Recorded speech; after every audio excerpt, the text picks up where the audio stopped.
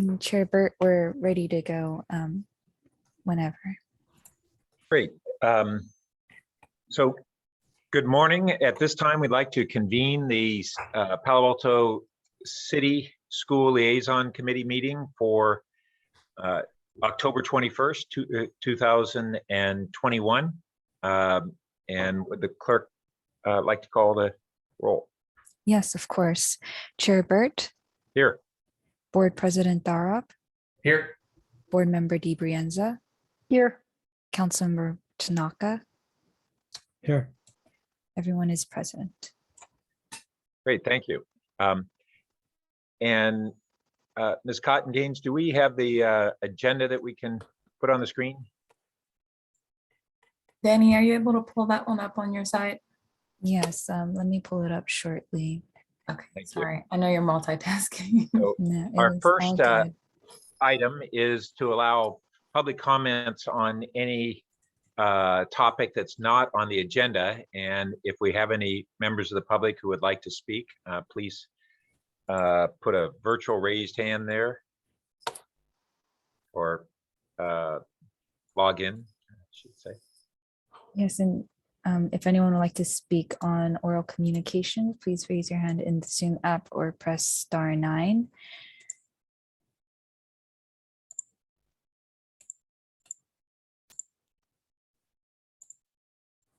And our first speaker is Miss Penny Elson, followed by Arnaud Bowens. Great. Miss Elson, if you can unmute yourself, you'll have 3 minutes to speak. Before I speak, I just have a quick question. Is this the appropriate time, Chair Burt, to speak to the matter of the district's recently proposed use of Coverly, or is there another time in the meeting when that's appropriate? Is that part of the Safe Routes to School conversation? No, not specifically. I think that would be fine. We do have updates from the superintendent and the school board, but this would be a fine time to speak to it. Oh, thank you. Okay. I want to say, this is Penny Elson, by the way. And I've worked with the district for many years and the city on Safe Routes to School. And I listened with interest to the district's proposal the other night on the use of Coverly for relocating strands of elementary schools that might be undergoing construction. And I want to talk to both the city and the school district about making sure that transportation impacts of such a change are really carefully thought through and mitigated. I live in the Green Meadow neighborhood. Nelson Drive serves the Greendale Elementary School site. And the first 2 schools I heard you talking about moving to Greendale would be Palo Verde and Hoover. And Palo Verde will probably have an okay bike commute given that the Charleston and Rostadero plan should be done by that time, but Hoover is a choice school with 66% of their students still being driven to school. And Nelson Drive is not a street that is designed at all to handle that kind of traffic. And you might think, well, they'll go by Middlefield, but in fact, what people will do is they will quickly figure out that there's a back entrance to Greendale meant for children who are walking from the neighborhood originally. But it would be a very fast and convenient driver drop-off point. And the effect of that would be people looping, zipping through the neighborhood to do those drop-offs. And it would add, I don't know how many car trips per day, 66% of whatever kids you're adding to that school, but it would all be at once, and it would be during the morning and afternoon school commute times. This is something we need to really carefully mitigate. So I hope that we will have a robust discussion about the possibility of busing, especially for schools that are as far afield as Escondido. And that the city will work with us on making sure that traffic calming happens on Nelson Drive, which will be needed anyway, as the city and the school district redevelop the Coverly site, and as 525 East Charleston gets done, because a lot of parking that will be displaced because it's an underparked site to that street. I think we need to give some serious thought right now to making sure that the nearby school routes continue to work. So that would be Nelson Drive, Fern, Mackey, and Green Meadow. And on the other side of the Coverly campus, you might consider looking at Montrose. And that's all for now. Thank you. Thank you.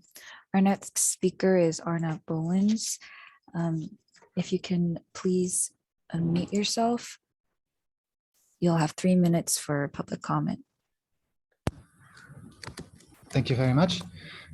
Dear City School Liaison Committee members, my name is Arnaud Boelens and I'm a volunteer with Safe Routes to School. I would like to point your attention to the Churchill Avenue Enhanced Bikeway project. This project will connect the Embarcadero bike path with the Stanford Perimeter Trail and bring much needed safety improvement along Churchill Avenue and El Camino Real. However, there is an easement needed to build this multi-use path. For months now, the city has been discussing the easement details with PAUSD.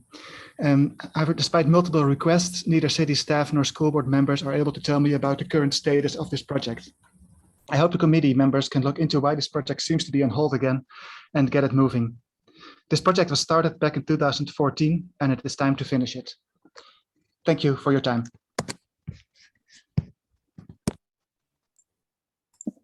And Chair, there are no other public speakers. Great, thank you. And do we have the agenda that can be posted now? Yes.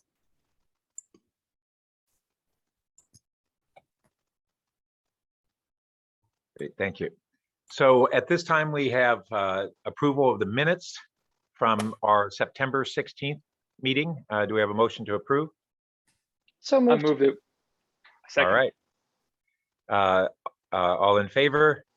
Aye. Aye. Aye. Yes. All right. So now we can move into the updates. Sorry sorry. to interrupt, Chair. We Yeah. do have to take public comment for this item as well. 4 minutes? Approval? Yes. Okay. Yes. If we have any comments on the minutes? And Chair, we have no public speakers for this item. Thank you. Okay. So now moving on to updates, first from the superintendent and then our city manager. Superintendent Austin, welcome. Good morning, thank you. I'm going to hit a few of these, but I'm going to leave some of it for our board members to go through when they talk about board action, unless they would like me to cover it. So I'm okay either way. Sir, let's see who we have here today. So Drop, why don't you tell me, would you like me to cover the action of the last meeting, or would you like to do that? I'll talk about last meeting. Okay, perfect. So then what I have for right now is we've had some requests about our enrollment numbers. We're currently sitting at 10,466. It's down 83 from last year. So interesting. You know, we don't necessarily know exactly what to take of that. That's very consistent with the entire region being down. There was some thought that students would be returning after the pandemic. That's not true of any of our surrounding school districts. So it's actually just about what we had projected. We had thought about 10,500. So we're right in that ballpark. We are reaching out to our Palo Verde families today about the relocation to Coverly for next year. And we feel good about that project. I'll let Mr. Drop talk about that. But I'm meeting with the principal right after this meeting to put together a joint communication. We have community outreach already lined up, including things like the transportation or routes to school piece. Otherwise, I would say that we're lucky here. And I just got back from a superintendent conference in Burlingame with about 50 superintendents, and I have no problem saying there is not a school district in the state that I would trade with right now. We're one of the few that has almost all students back. We're down to about 120 students in independent study, which is as close to zero as you can get with our size. In fact, our number has decreased from 223 down to this 120-ish range. Our vaccination rates are through the roof. Almost all teachers are already vaccinated. Our staffing with teachers and counselors is full. We are experiencing the same issues with support staff as everybody. The job market is tough right now, and lots of vacancies throughout the entire state. It doesn't matter if you're a school district or what your situation is, and we're struggling with that like everybody else. But we are also moving forward with the really important work of our school district, whether that's continuing efforts in the areas of equity, if it's moving forward with things like our science adoption, which almost nobody is touching right now, or trying to lead the way in early literacy. We're doing things when other people are still in crisis mode. We still have people calling us asking about what they should do with filtration systems. You know, that is almost 2 years ago now when we had that solved and moved on. So we feel really good about the position we're in. And we think that we're doing the work of a school again, as evidenced most recently by both high schools having outdoor dances that were well attended and kids having fun and getting to do some of those things again. So that's it for me today. Great, thank you. And the city report? Yes, I'll keep it brief. Thank you, Superintendent Austin, for all that information. So I wanted to flag for the school district that on November 1st, we're planning the Churchill work plan related to grade separation. So that is a topic that I know has been of interest to the district, and want to make sure that you're aware that the city council will be discussing that soon. Additionally, sorry, scrolling through some notes. Some of the other things that might be of interest to the district. The city recently launched a new digital platform to engage community members on city priority initiatives, particularly the Palo Alto Fiber Hub is one of the first initiatives that's highlighted on our digital forum. So there's a website for that. It's fiber.cityofpaloalto.org. And it's an opportunity to continue to engage with the city for community members as well as parents in the district. We have a climate action survey that is going on right now as well, a topic that's of interest to everyone in our community. And the city launched that sustainability and climate action plan survey to get input about the priorities related to our SCAP. So people can fill out that survey at cityofpaloalto.org/climate action. There's a lot of web links I'm giving today. And then also just wanted to point out, yesterday we had an event called Community Together. It's really focused on our, it's hard to say anti-hate together. For some reason, that phrase never rolls out of my mouth correctly, but it's really focused on bringing our community together and acknowledging how people can report hate crimes and what the process is for our police department as well as the DA's office. So that video will be up on the city's race and equity page once it's available. But it was a really good event, just sharing information as well as having a psychologist or psychiatrist talk about the emotional part of all of it and just the grading experience for someone, really the trauma of going through a hate incident or a hate crime. So we'll continue to do efforts in that regard to really bring the community together and share information and encouraging folks to report hate crimes or hate incidents as they see them throughout the community. So those are some of the main things going on. And Pat, I am guessing you two will cover the big pieces on City Council recent actions. Thank you. And now to the school board members for any supplemental updates. Sure, thank you. So we had a very heavy meeting on Tuesday with a lot of items that I think are of interest to our joint areas here. And a lot of them had to do with construction. So Cubberley was a big topic. We talked about the short-term and the long-term uses of Cubberley. In the short term, we discussed, and the recommendation was to utilize Coverly as interim housing, school housing for sites that are under construction. As Ms. Elson said in the comments, you know, Palo Verde first in the next couple of years, and then Hoover in the few years afterwards. And so that was one recommendation. No action was taken at the meeting, but that was one recommendation. And the board members, majority of the board, spoke favorably to that. I've talked to Dr. Austin as well about mitigation, and you know, I fully expect that there are going to be many discussions between the city and the district about what those impacts are going to be of, you know, of housing schools at Coverly and so on and so forth, once and if it's approved. But the recommendation is there, and board members were supportive of it. In terms of long-term Coverly use, as you know, there were 3 priorities that the district had set forth a few years ago.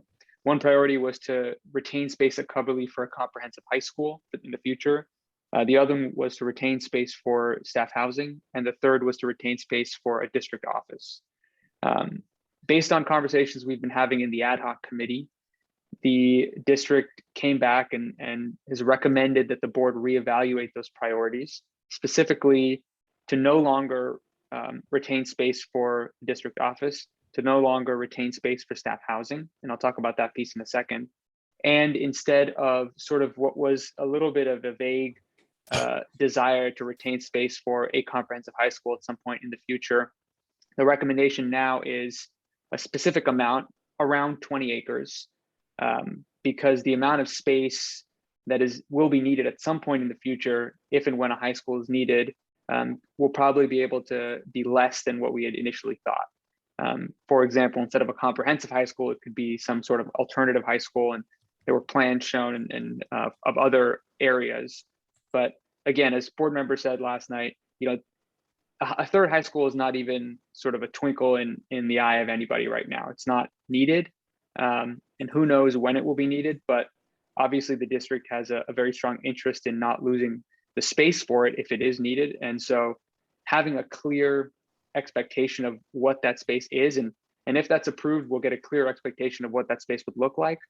I think is going to be really helpful to facilitate ongoing discussions between the city and the district about what the Coverly space as a whole could be, and you know, what the district can do to support the city in, you know, reaching that vision in a way that also supports us. So I think it was a huge step. The recommendations, board members were very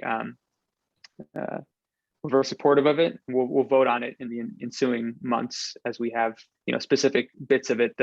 The construction pieces are going to take precedent in terms of priority because the timeline is quite tight. To that point, we discussed elementary school construction, and a part of that was a discussion on Hoover, which is the elementary school that has not been renovated or remodeled as recently as any of the others. It hasn't had sort of a full remodel since the 50s or 60s. And so that's next on the list. And the recommendation is for a full scrape and redo, basically, of a new school. So much has changed in terms of what schools need to have and what schools, what we like schools to have. And so the recommendation was to do a full renovation, remodel, rebuild of Hoover. Again, that'll come to the board for approval, but board members were supportive of that.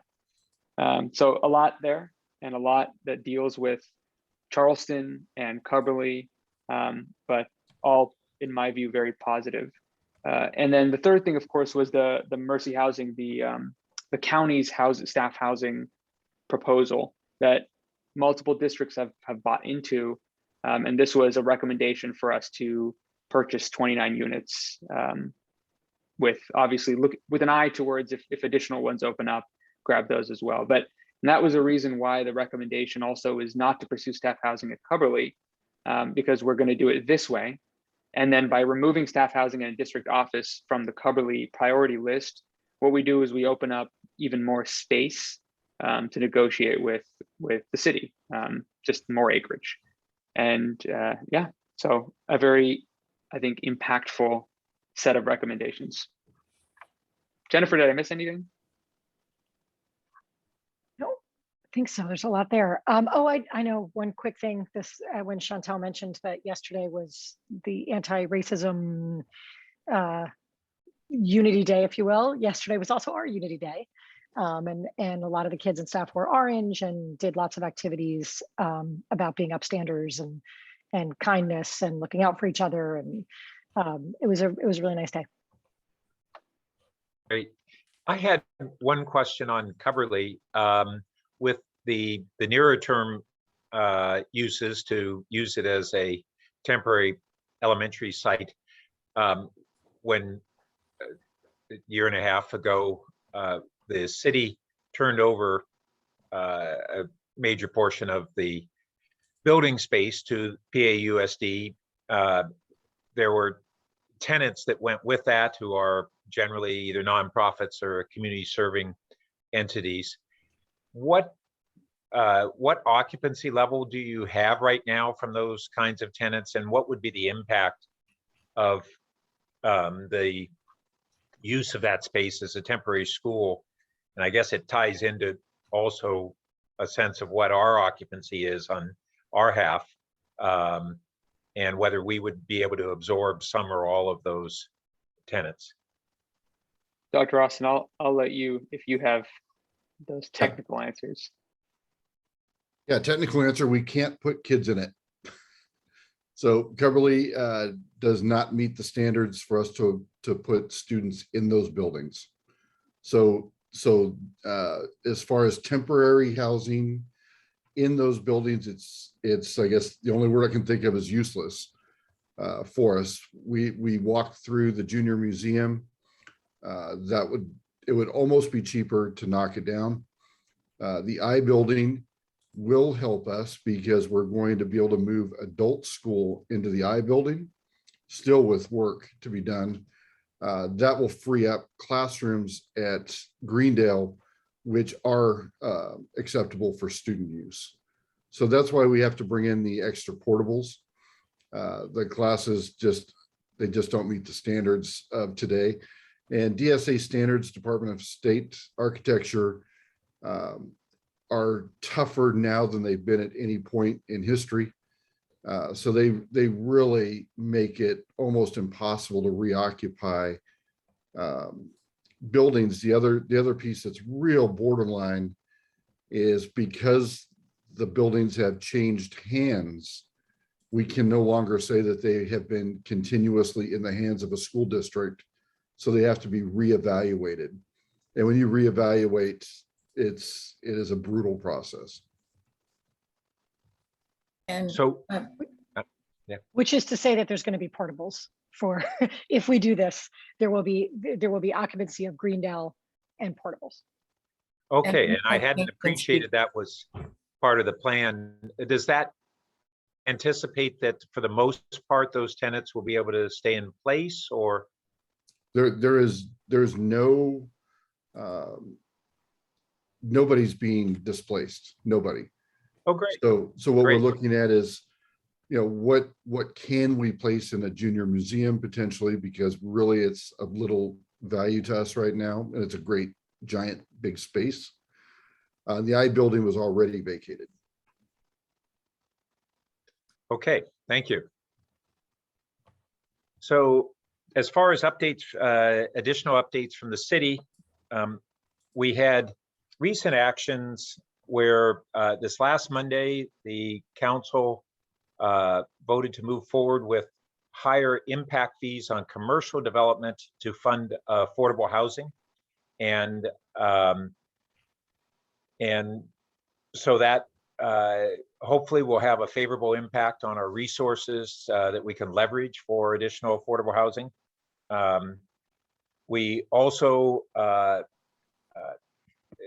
had a review and gave direction on a fairly significant upgrade to our tree protection ordinance, which, despite the richness of our canopy that we're really pretty renowned for, our actual on the books protections were less than many surrounding communities. And so we're moving forward on that.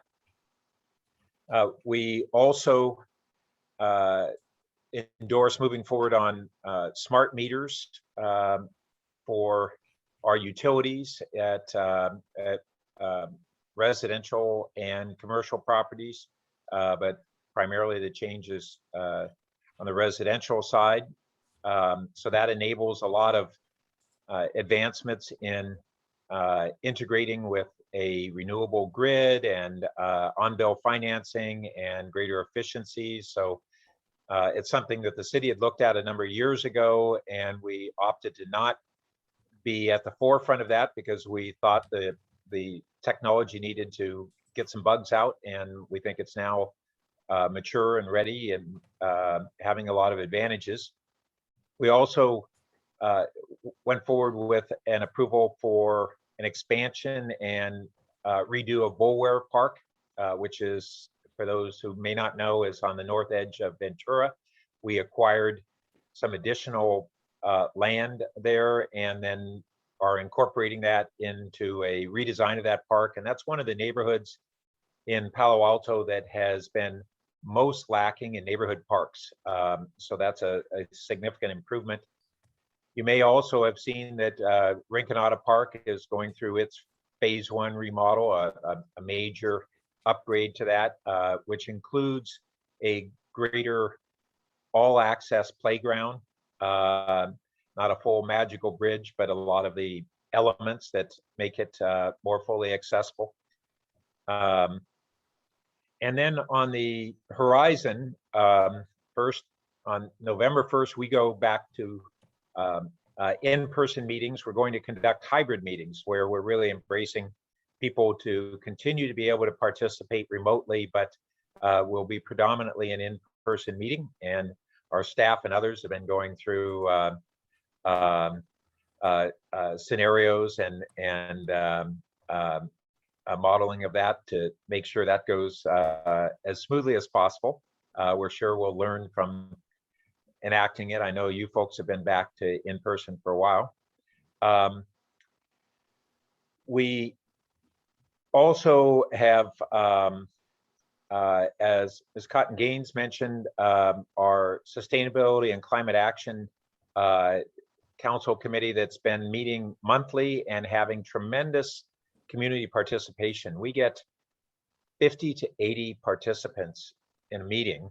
And these are people who are truly engaged in the topic and are provide really substantive input. And a big part of this purpose of this committee is to leverage community resources, the intellectual capital in the community on how to enact a very aggressive climate plan, which is to have an 80% reduction by 2030.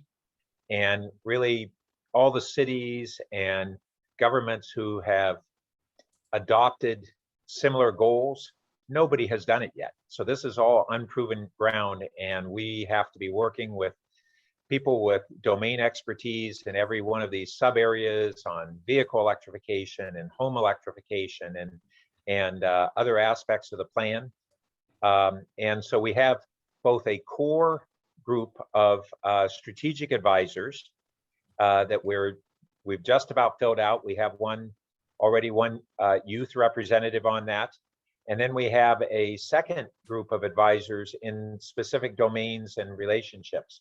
And we would really welcome whatever participation PAUSD would like to have in that, because your role in the community and your efforts on sustainability are really important to our efforts. So I'd really welcome following up on that. And let's see. And then we have next week an update to our budget. We're seeing a modest improvement over our projections on the revenue side. We had, as you may know, very severe impacts on our revenue in 2020 and very extensive cuts. We had about a 20% reduction in our general fund expenditures, which really meant a 20% reduction in the services that we could provide in the community. And the cuts were from all of our departments, from public safety, fire and emergency services and police, to code enforcement, to all of our community service programs and parks, things that very much are part of this effort that we have in serving our youth and families. We had an elimination of our shuttle program, although we have a grant that we received from the county for a pilot of an on-call transit program that we're going to be launching soon. But we are a long ways from being able to restore city services to the level that they were pre-pandemic. As we're coming out of and normalizing our activities, the cuts that we made are becoming more apparent to the community. When we had a shutdown, people couldn't really see what wasn't funded and what wasn't going to reopen. And now we're starting to see this. So these are really significant changes to the services that the city has provided to the community for many, many decades. And it's a challenge going forward that goes into and one other topic, which is we're continuing to move forward on evaluation of a business tax. The driver of that had previously been for transportation and affordable housing, and the transportation side, including a local share on the grade separations. But certainly the impacts of the economic impacts of the pandemic are causing us to need to look at also whether the community wants funding from that business tax to include restoration of any of these services. And so we're going to be doing polling, and we'll see what the community perspective is. The pollsters have certainly said that at this present time, tax measures throughout the state are having significantly lower support from the communities than they did previously. And so we're going to have to see by November 2022 what the receptivity is, and we'll be informed by the polling. And lastly, we're all part of a drought response, and the city has been, by comparison, achieving high water use reductions compared to other cities in the county and the state, but everybody is below what the targets were. So I guess that's one of the things that I don't know what collaboration we have with PAUSD on that subject, and it might be something that we could follow up on outside the meeting. So those are my updates. Councilmember Tanaka, did you have anything else? No. And did anyone have any questions on any of those topics or comments? Okay, great, thank you. And I should ask whether we have any public comments on item 3, which is these update matters. Yes, if anyone would like to speak on these updates, please raise your hand in the Zoom app or press *9. And Chair Burt, we have no public speakers for this item. Great, thank you. Our next item is the Great Shakeout Earthquake Exercise. And we have with us Annette Glankoff. You may see that Annette and I are wearing similar outfits today. This is our t-shirt for Drop, Cover, and Hold On. So Annette's going to lead us through an exercise that we actually had at the city council meeting to really enhance awareness. Annette, it's all yours. Okay, thank you, Vice Mayor Burt. Well, today is the Great California Shakeout, and we are reminded daily about pandemic, worsening drought, as Vice Mayor just mentioned, and devastating fires. And it is so easy to forget that we are at risk for the big one. It's been over 31 years since the Loma Prieta, and this wasn't the big one, and it's incumbent on us to be prepared. So to this end, right now we're going to join 7 million Californians and over 27 million people worldwide in the Great Shakeout. And as Vice Mayor said, the council has already done the Shakeout as well as Green Middle School. The Shakeout began in 2008 in honor of the Loma Prieta, and now most states do participate on this day, and more than 26 other countries. It's a great time to remind ourselves to update our emergency preparedness plans and supplies, to secure one's home, school, and businesses, and back up important files, as well as practice what to do when the big one occurs. So it's also important to get to know your neighbors, because in any disaster, your best resource is your closest resource. And it would be great if every block in the city, all 2,700 of them, had someone called a block coordinator to connect you to the city in times of disaster, to communicate the status of your block and what's needed and relay messages from the city. Okay, well, now the big one is occurring. So get ready to do the earthquake mantra: drop, cover, and hold. So first, if you can, drop to the ground on your hands and knees, and this position will protect you from being knocked down and allows you to stay low, and you crawl to shelter if you can. Cover your head and neck to protect yourself, and if a sturdy table or desk is nearby, crawl underneath for shelter. If no shelter is nearby, crawl to an interior wall, away from the windows, stay on your knees, and bend over to protect your vital organs. And hold on till the shaking stops. So that's basically it. And by taking the steps and doing these drills annually, you will have peace of mind that when an earthquake comes, you will be better prepared mentally and will be resilient.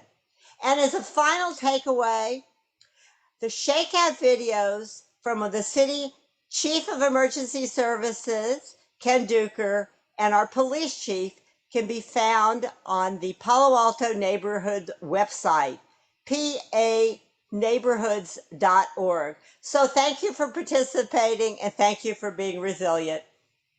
Back to you, Vice Mayor Burke. Thanks, Annette. And thanks for all that you've done there. I was worried that we had lost Jennifer, but we're glad she didn't. Yes. As a point of order, I don't think Miss DiBrienza, Dr. DiBrienza actually.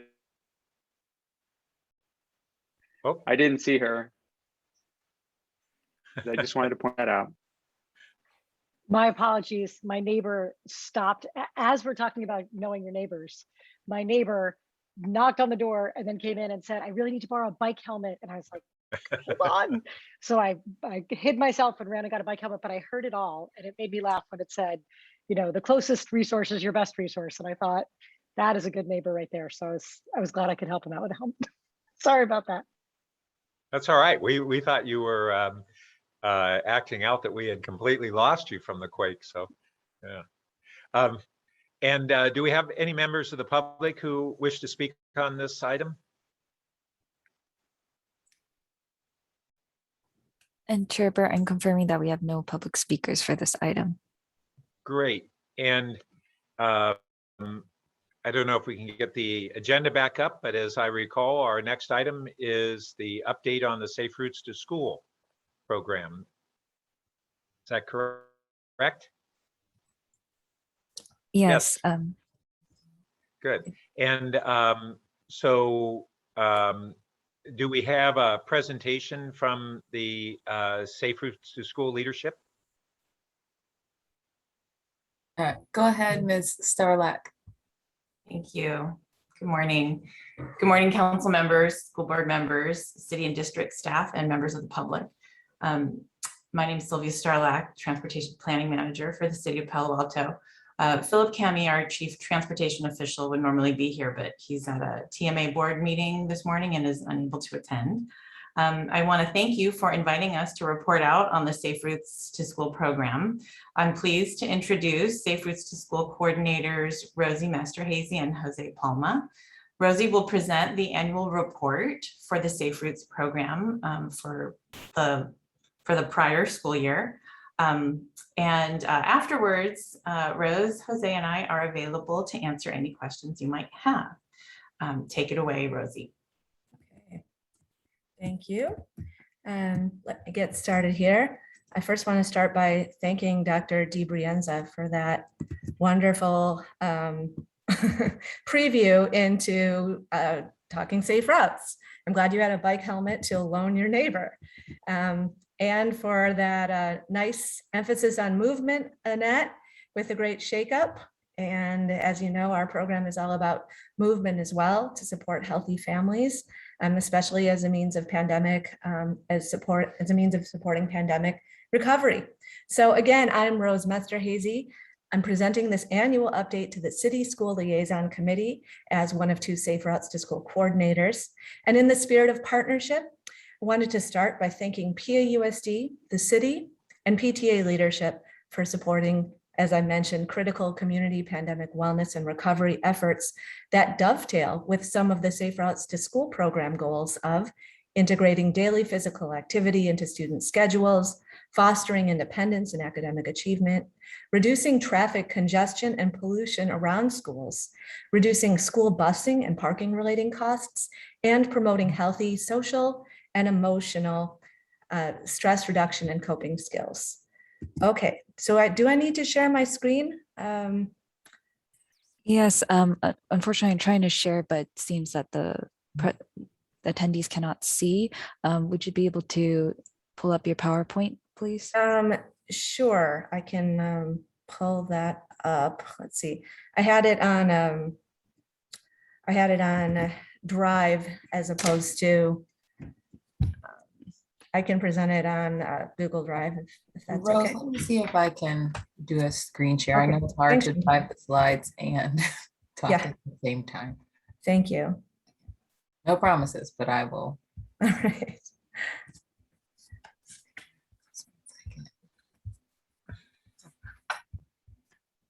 We're very coordinated this morning. Okay, I have it up, so let me try to share screen.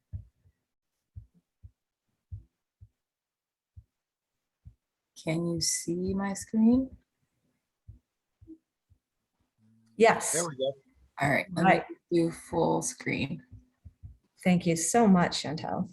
No problem. Okay, tell me when the flip slides. All right. So, yep, thank you for starting us off with this nice photo of the Waverly bike path. Next slide. 2020-21 told a story of creativity and resilience. Prior to the pandemic, year-over-year student active transportation growth increases were considered the norm. But as 2019-20 impacts persisted, Safe Routes partners de-emphasized numbers, and we instead pivoted toward improving these pandemic-related health outcomes that we talked about. PTA parent transportation safety reps helped the city Safe Routes team integrate these efforts into programming. Their energy, enthusiasm, and dedication can be seen from this 2021 photo of a recent family ride organized by Greendale parent Nicole Hindley and Greendale staff Maria Abelak. Next slide, please. PAUSD partners also stepped up, and we're very thankful to our district partners, Terry Curtis, Mike Jacobs, Eric Holm, Victoria Maya, Carolyn Shaw, Ron Ellis, Chuck McDonald, and so many others for helping facilitate staff reminders to develop active and inclusive transportation encouragement messaging, like what you see above at JLS, for assisting with scheduling on-campus events, and for providing engineering and administrative support. Next slide, please. Most importantly, PAUSD supported compulsory Safe Routes K-8 pedestrian and bicycle safety education, which enabled city staff to provide 30 to 45 minutes of online instruction to more than 150 PAUSD elementary school classrooms and instruction to all 6th through 8th grade students via the online Edpuzzle platform. The city team navigated several challenges in overhauling the in-person Safe Routes curriculum and scheduling mechanisms into user-friendly online formats, often supporting the mutually exclusive needs of distance and hybrid learning cohorts, as well as factoring in abbreviated presentation time to align with reduced PAUSD instructor teaching time, and differing levels of student, parent, and substitute teacher mastery with the Zoom platform, especially for younger students. Canceled in-person educational events included 8th grade getting to high school, 6th grade PTA back to school bike safety, 3rd grade bike rodeos, and Bike Palo Alto. However, online education was provided to all students, and the bike rodeo was relaunched as an opt-in summer class with more than 100 participants. Bike Palo Alto was also rescheduled as a virtual ride this year and will hopefully continue in person next year. Next slide, please. As shared in the yellow box at the bottom of this table, the Safe Routes to School team directly provided 5,942 students with 238,920 instructional educational minutes in 2021, or roughly the same number of students educated in a normal year, but at about half the number of instructional minutes. I have to give a big shout out to my Safe Routes co-coordinator, Jose Palma, for leading on so many of these presentations. It was really a heavy lift. Thanks again also to educators, school administrators, and especially to school secretaries for accommodating and integrating the program into their distance and hybrid learning environments. Next slide, please. In typical years, bike count and travel tally data are shared during this presentation.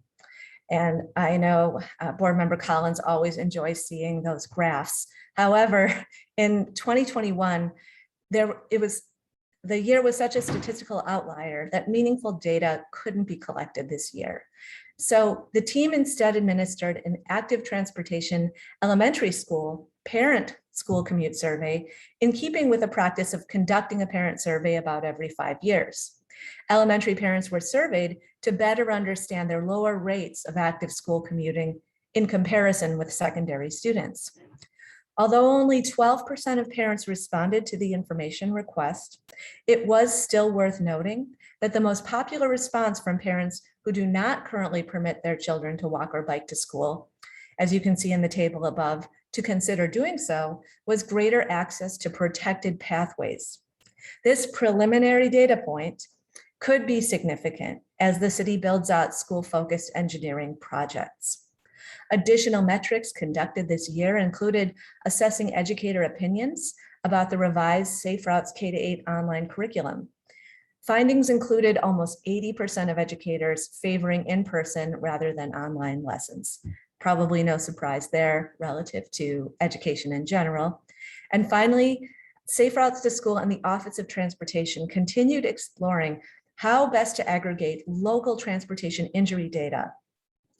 Limited staff capacity, the underreporting of pedestrian and bicycle crashes, the lack of available solo bike crash data, integrating collision severity into a data set, identifying what data set to work with, and other standardization and continuity considerations continue impeding these efforts. But we are hopeful that some of these issues will be addressed next year so we can take a deeper dive into looking at injury data, local injury, bike ped related injury data. Next slide, please.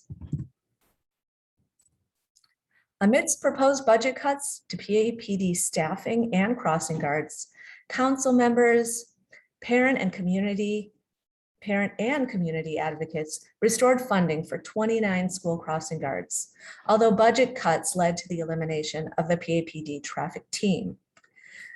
To this point, we're thankful to officers who continue making themselves available during arrival and dismissal times at the request of school communities, despite limited staffing.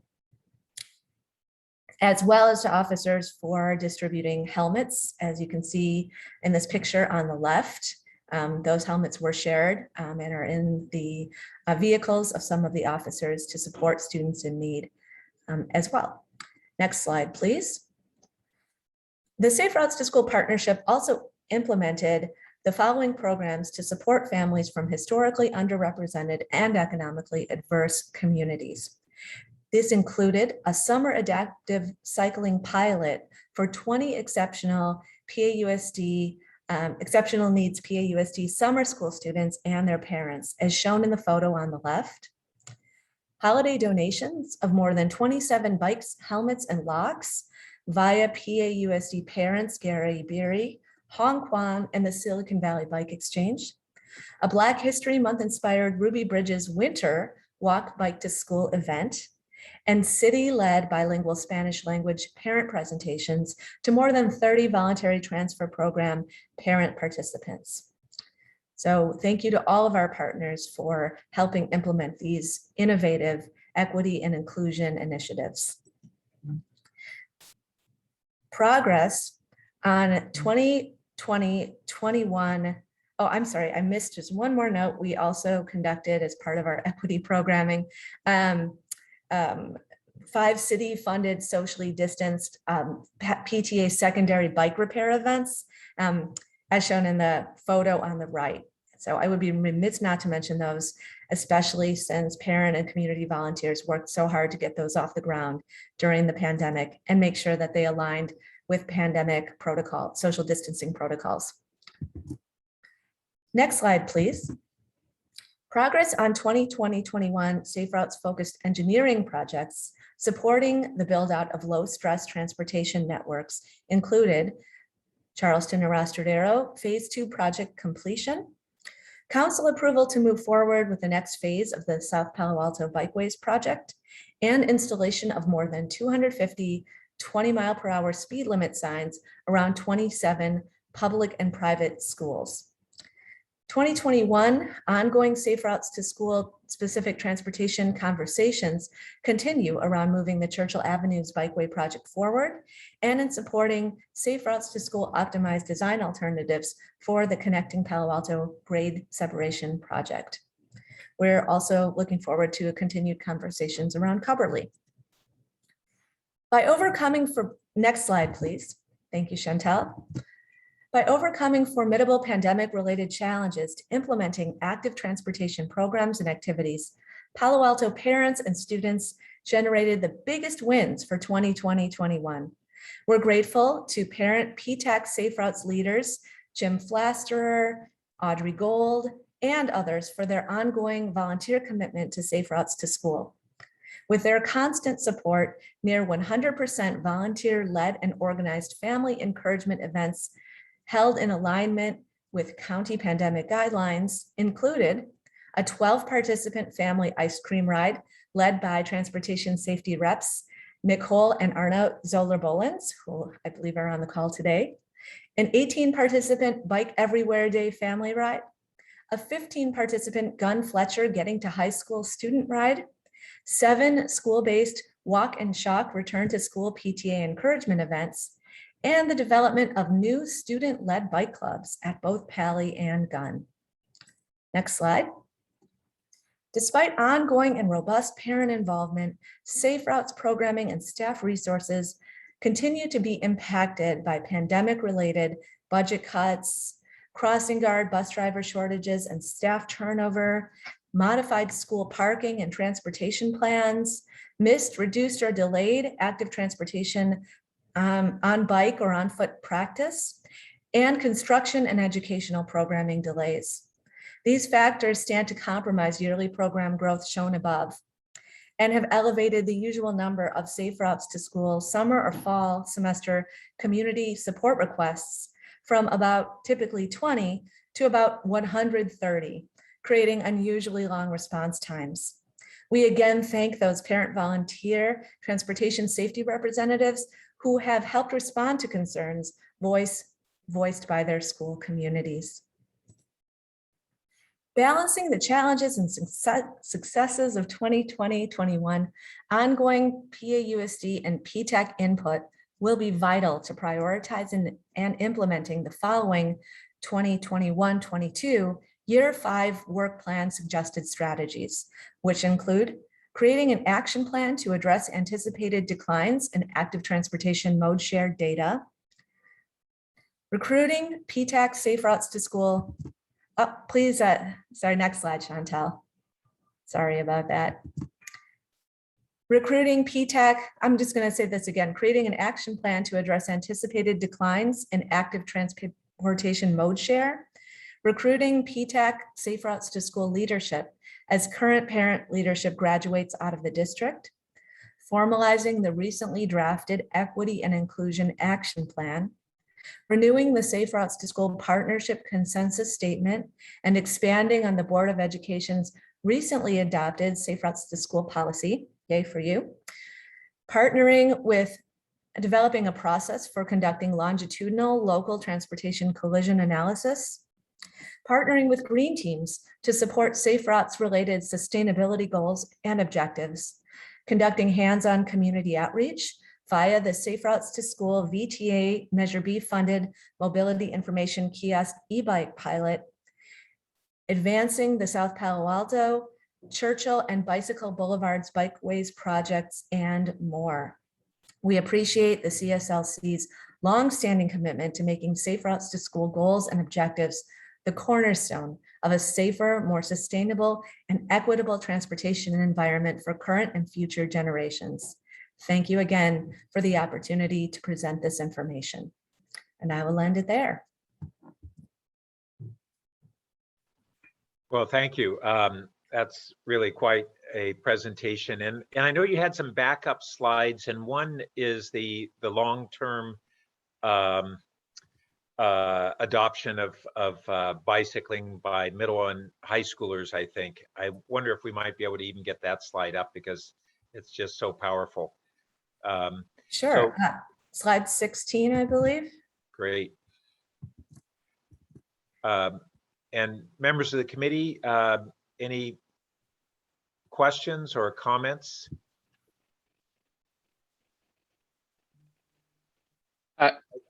Chair Bird, I just wanted to express my thanks for the presentation and the work that underlied all the presentation. It was very thorough and really appreciated.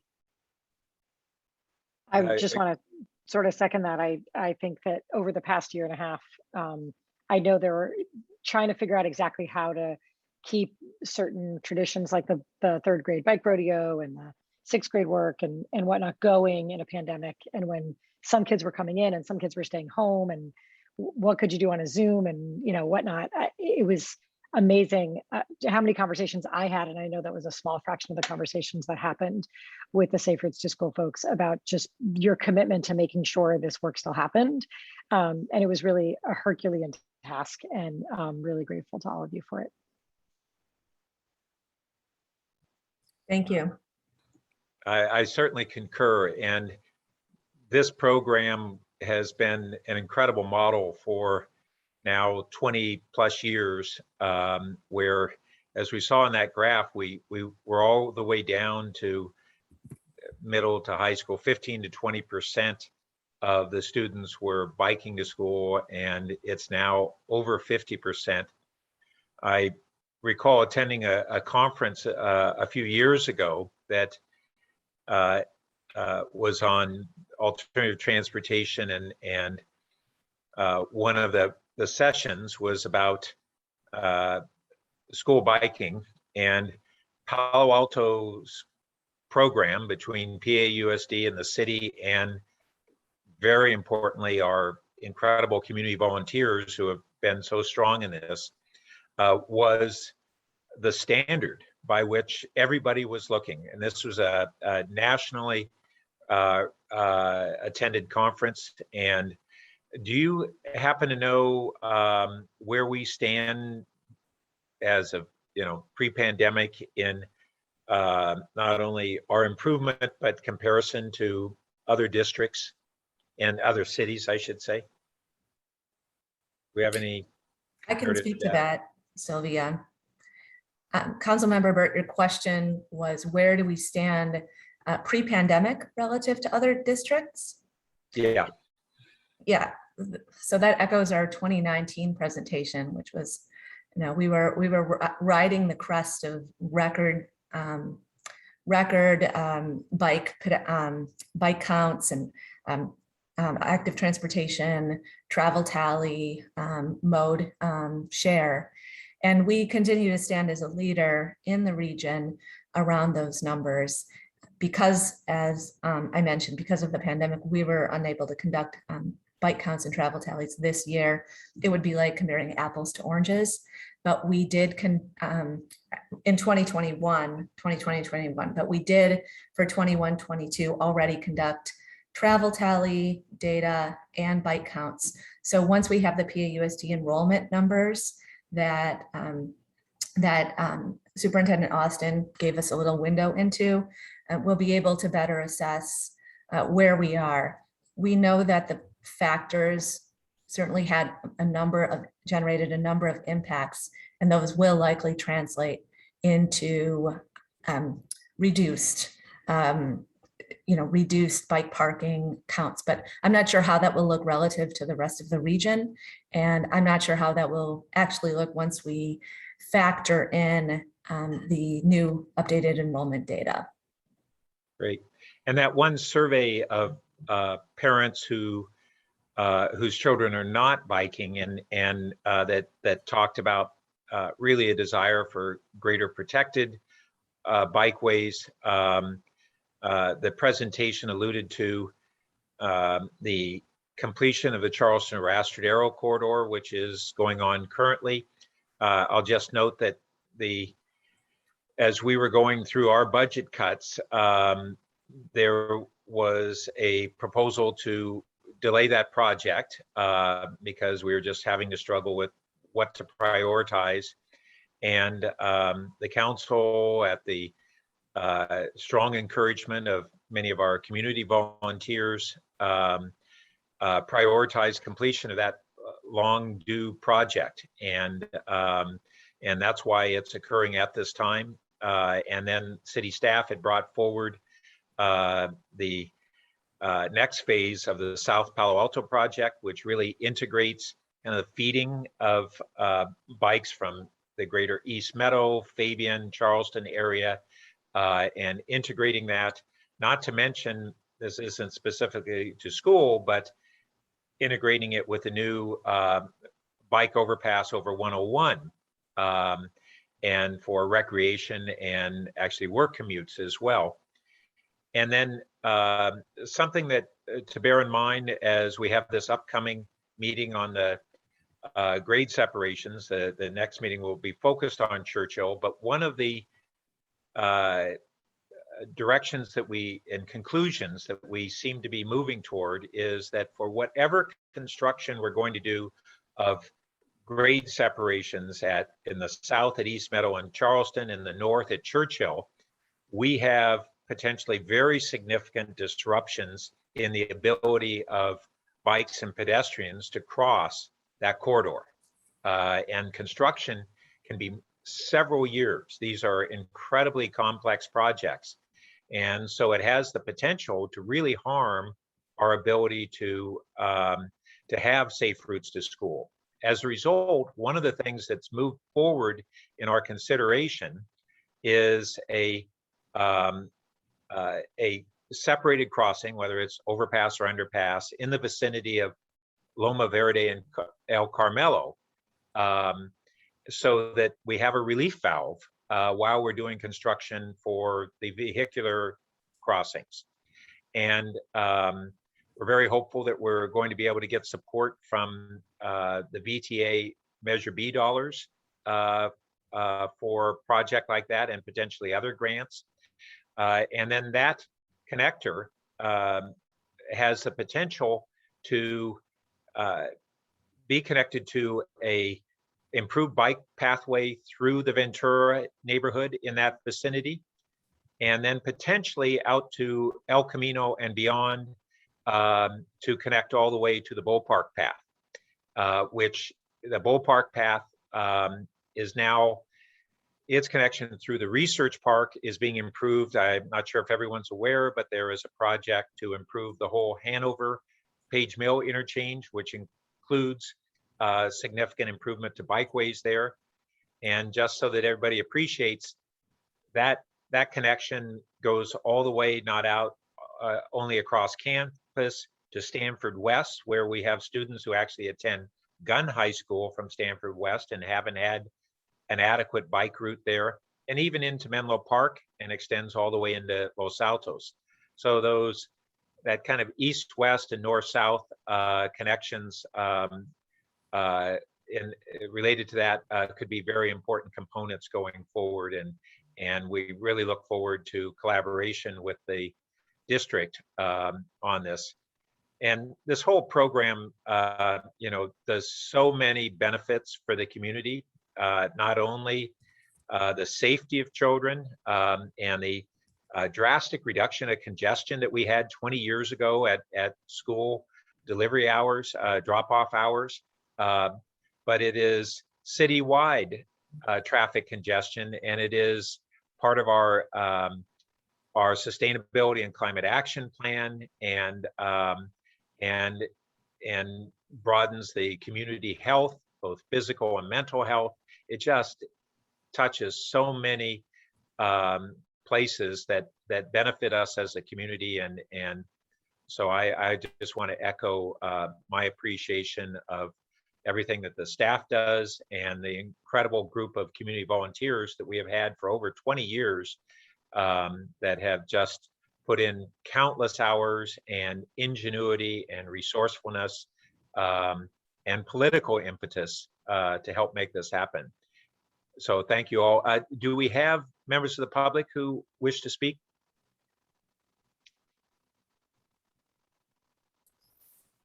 Yes, we have one public speaker, Ms. Penny Olson. I'll also try sharing my screen one more time, and please let me know, committee members, if you are unable to see.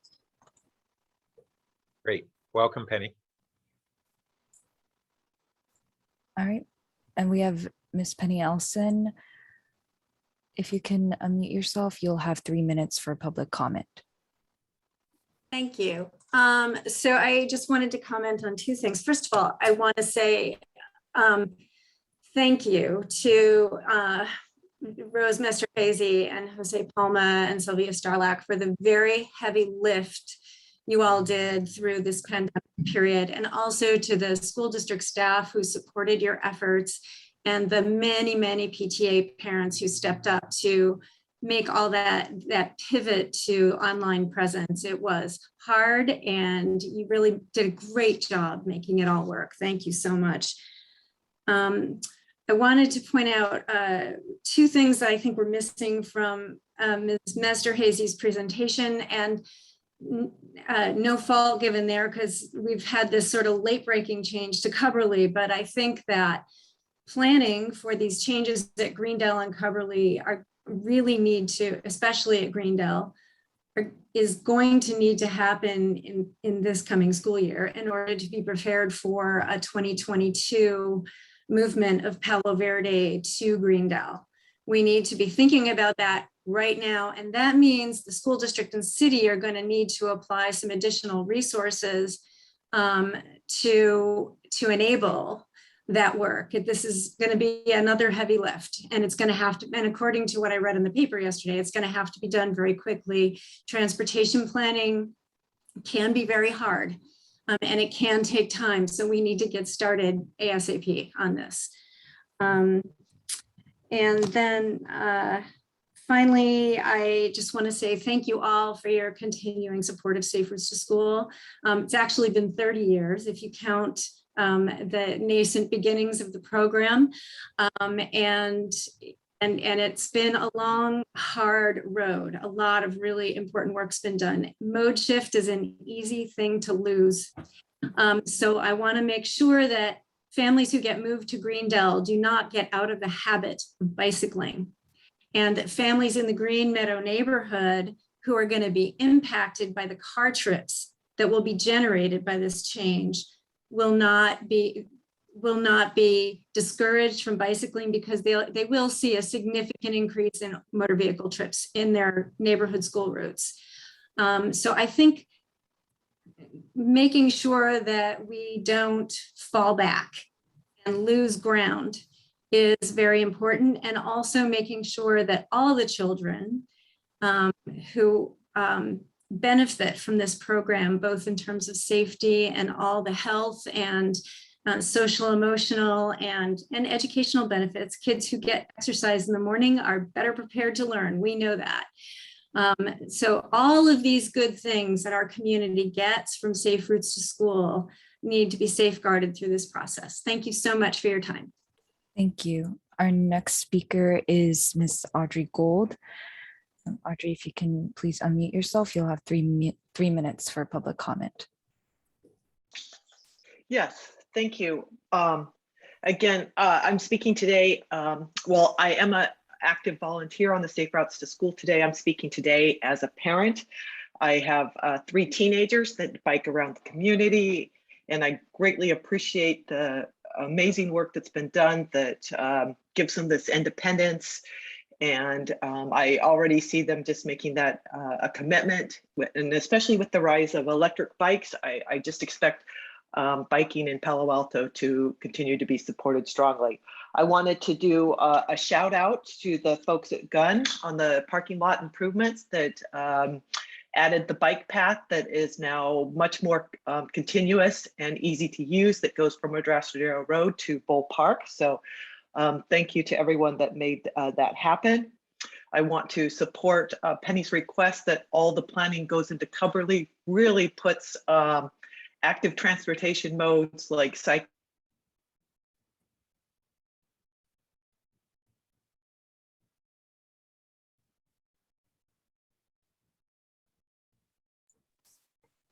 Did we lose Audrey? Oh, Yes, Miss Audrey Gold, we aren't able to hear you I think at it's the just moment. really, Oh, there you go. really I got you back. critical. Okay. And then my last request is I would love to have an update on the Churchill project, where the city was asking for an easement from the school district for that path to go in. It's been fully approved. I think it's scheduled to go out to bid in January. With my last update on the city webpage, and I'm wondering if that project is still on time and moving forward. So again, thank you for this amazing program. Thank you. And So- Chair Burt, we have no public speakers. Thank you. And maybe just to see if we have any update on the question Ms. Gold asked about, this is not the grade separation, but the separate Churchill Bikeway plan. Ms. Sarlacc? Thanks. Yeah, the city and the school district are in negotiations about an MOU for this project. Okay. Does that, is the plan still on schedule, or is that placing the plan behind schedule? I think we're still in a really good place in terms of schedule. Our team is working with Mr. Austin's team just related to the easement. So Don, I don't know if you want to add anything, but I think we're still moving along well. Yeah, I would only add that I think there's been a misrepresentation that one side or the other is stalling unnecessarily. And what I would say is, as soon as, sorry, Mr. Drop, but as soon as it was handed over to the attorneys, it stalled. So that's where we're at. We're just working through the attorney piece. Nobody is stalling just for the sake of stalling. Great, thank you for the update. And committee members, are there any other comments or questions on the whole Safe Routes to School program? And not seeing any. Okay, so I don't know if we can get the agenda back, but as I recall, the next item is upcoming meetings. Is that correct? Correct. And as of right now, I don't have any pending items for our upcoming meeting. So I will work with Chair Burt on that. But if there are suggestions from other committee members, please let us know. Well, I think Board Chair Darp and I will be trying to have a next update on the kind of collaboration of the various city and school programs, maybe for that meeting. So we'll attempt to do that. And unless we have anything else, I think that concludes our meeting. Is that correct? All right. Thank you all. Look forward to seeing you again soon. Thank you. Yeah. Bye, everyone.